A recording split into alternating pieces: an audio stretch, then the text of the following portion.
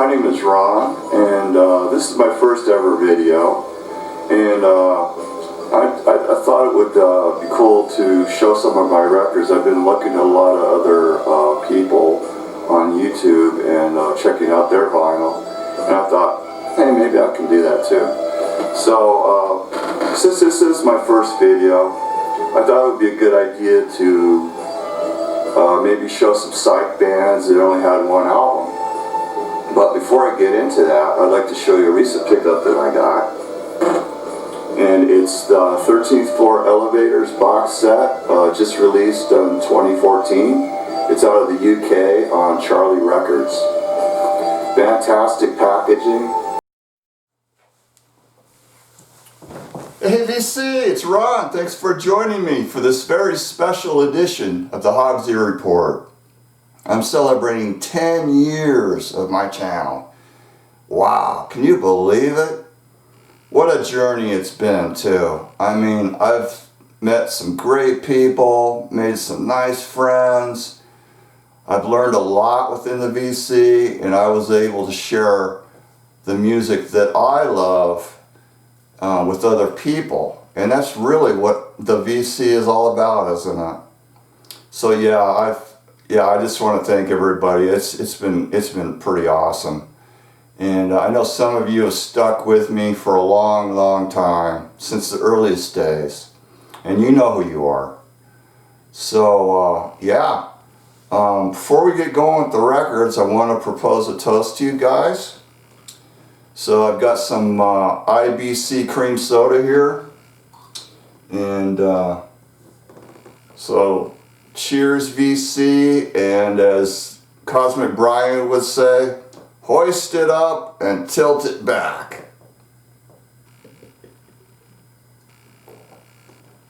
Okay, what is up for today? Well, I've got 10 albums to show, recent finds. So it's one album per year of my channel. And might as well get started with these. Now, I picked up a couple of Kraftwerk albums from the bins, and this is their very first album from 1970.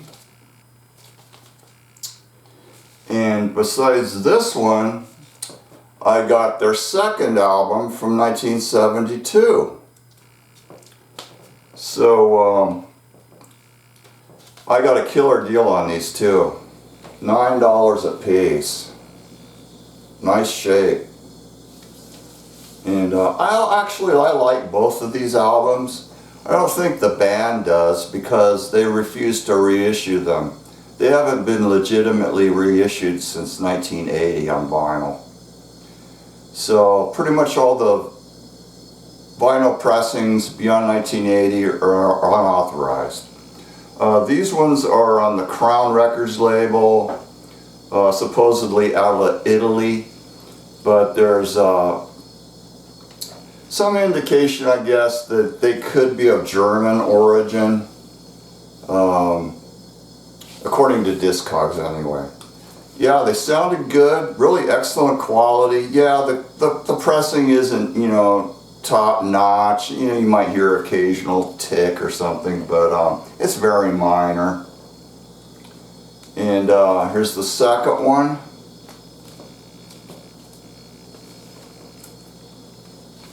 Green vinyl.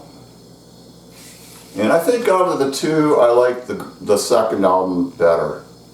It's not as a hard listen as the first one.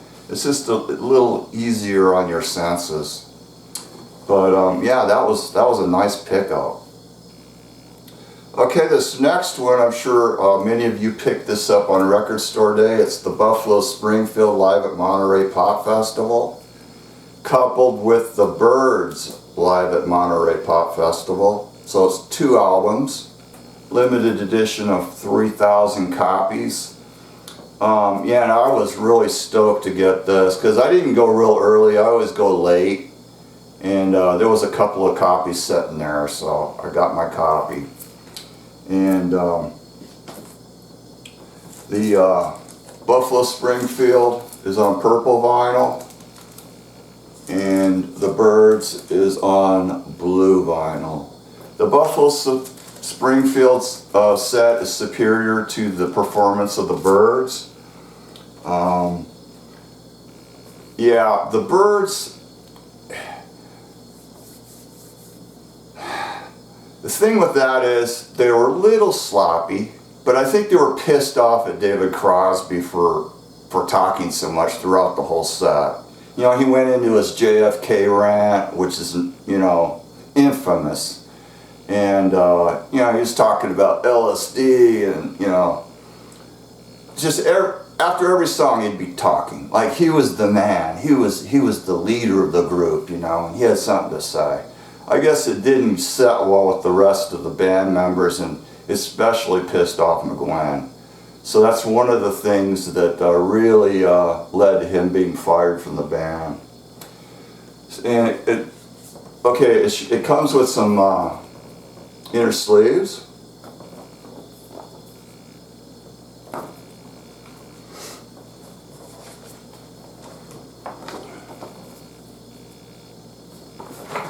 Whoa. So nice. That's a nice set. I was really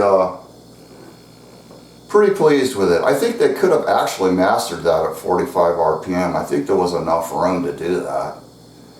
And because those are short sides, they're like 10, 12 minutes per side. Okay, now we're kind of into a string of live albums right now. And this next one is called Rock Out with Dick Dale and his Deltones live at Ciro's. This is a 2010 reissue on Sundays, and look who signed it. Mr. Dale himself. And I'm pretty sure that's authentic.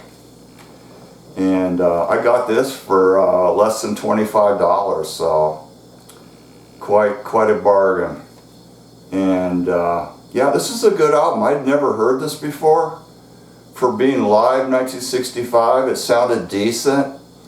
And the performance is really good. It's a mixture of early rock and surf. And Dick Dale handled the vocal duty, and I was pretty impressed with it. Yeah, this is a good album.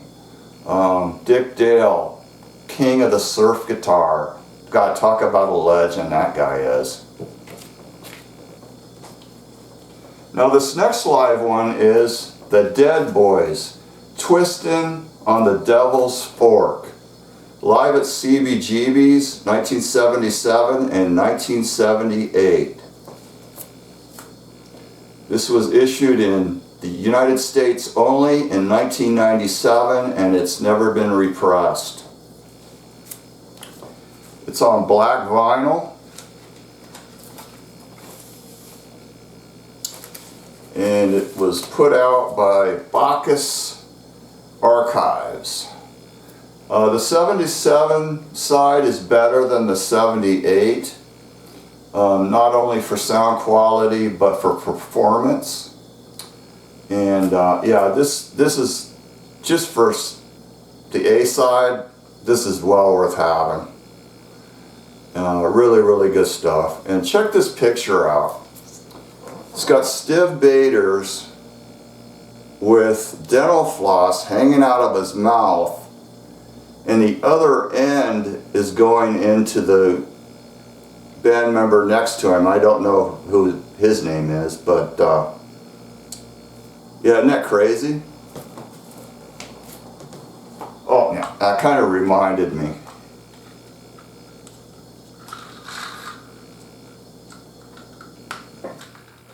Oh no, I better not go there. It's bad manners. Alright, the next one is the Cramps live. And it's a bootleg, and it's called You Better Duck. This is absolutely killer. This is one of the best Cramps bootlegs that I have. And I have about 14 of them. It's live at Clutch Cargo's, Detroit, Michigan, December 29th, 1982. Wow. It's not the whole set. I guess the whole set is available.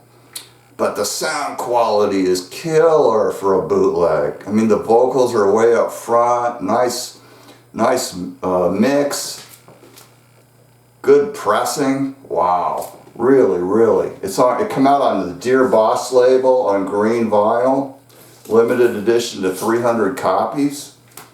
Highly recommend this. Fantastic. There's a cover version of 5 Years Ahead of My Time on here by the Third Bardo. And it's got like Zombie Dance, Lowdown Sinners, Goo Goo Muck. Good stuff. Okay, another Cramps album that I got. It's their studio album from 1990 called Stay Sick. And this is a big beat European pressing. Probably one of the most recent pressings that there is. And I think some of these are actually like pirates, but this one's definitely legitimate.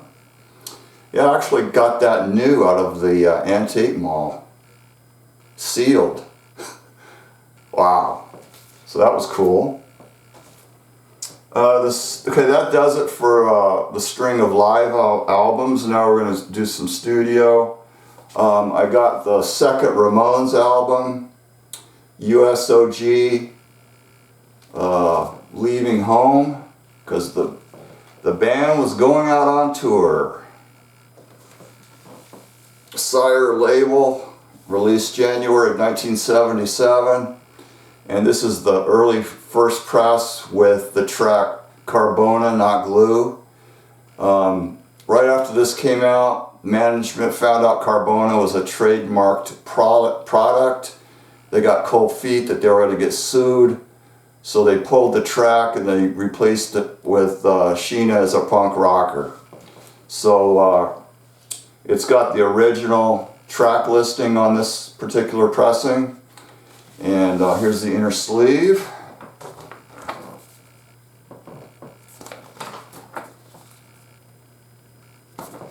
Now I think this is a later pressing or a later promo because, yeah, it's got a cut corner, but it's the kind that's got like a V-notch.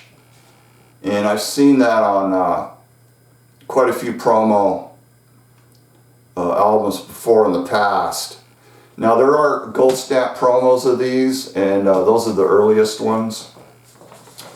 But yeah, I think I got this for around 30 bucks, so it's in nice shape too. So I was very pleased to get that. Now this one, I almost overlooked it because I spotted it as I was walking away. I kind of glanced down. It was sitting underneath the bins in a section of used albums that had been discounted. And I don't ever really look through those because I figure I've already seen everything. But I didn't see this, and it was sitting right out in front. And the original price on it was 35 bucks. And I got it for less than 25 out the door. So awesome. It's the Blow Up soundtrack, US original on MGM.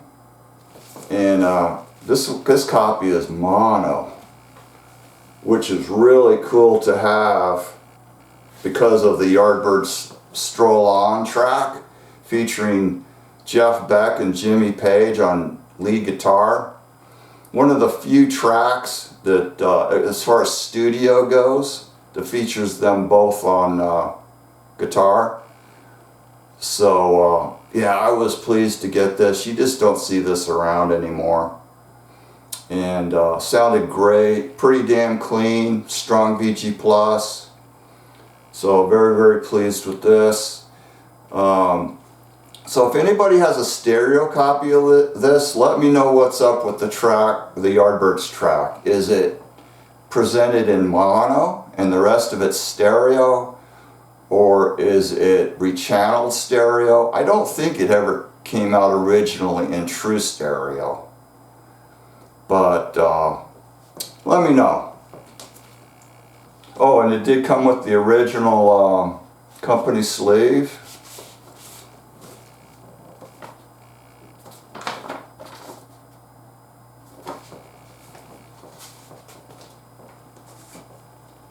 Okay, this next one is, you might know I'm a pretty big Seeds fan, and I got the deluxe edition for Future 2 LP set, and I pulled this out of the new discount bin, so I got a really nice price on this.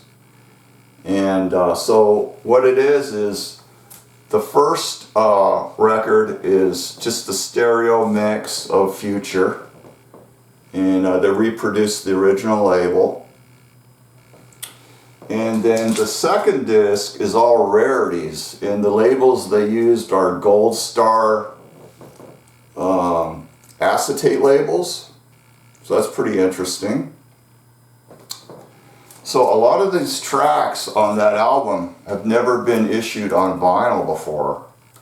I think there was like 6 tracks that are previously unreleased on vinyl. Most of it consists of alternate mixes and different takes. And the different takes sound very different from what was actually released.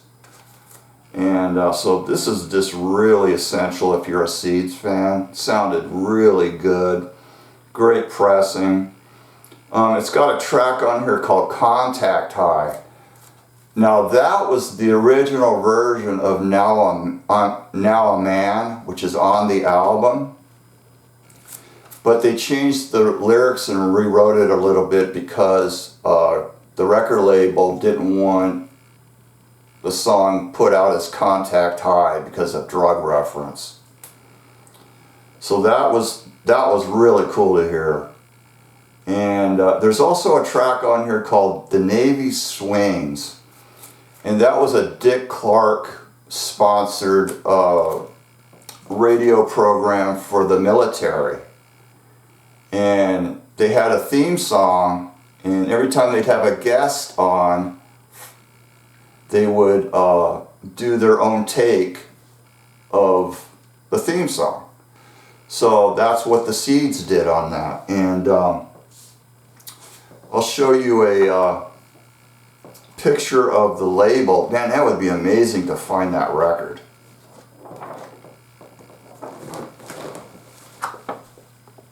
So there's the label. Wow. I wonder what those go for. Yeah, this is an awesome booklet that came with the album. Some cool pictures in here that I'd never seen of the Seeds before. Lots of nice information and interview from years gone by.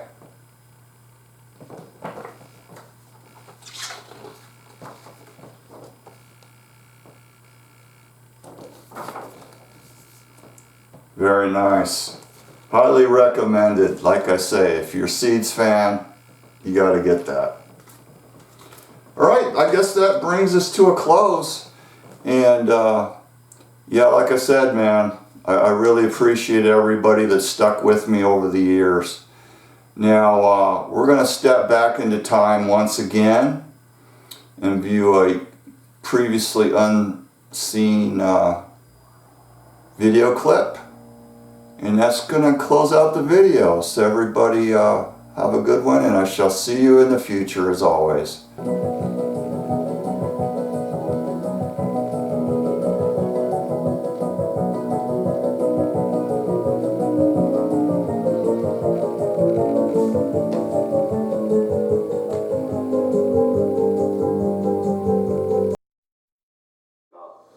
For now, I'm going to review the recording, and if I like what I see, I'll post it, and hopefully if I get some good feedback on what I've shown you, maybe I'll do more, you know.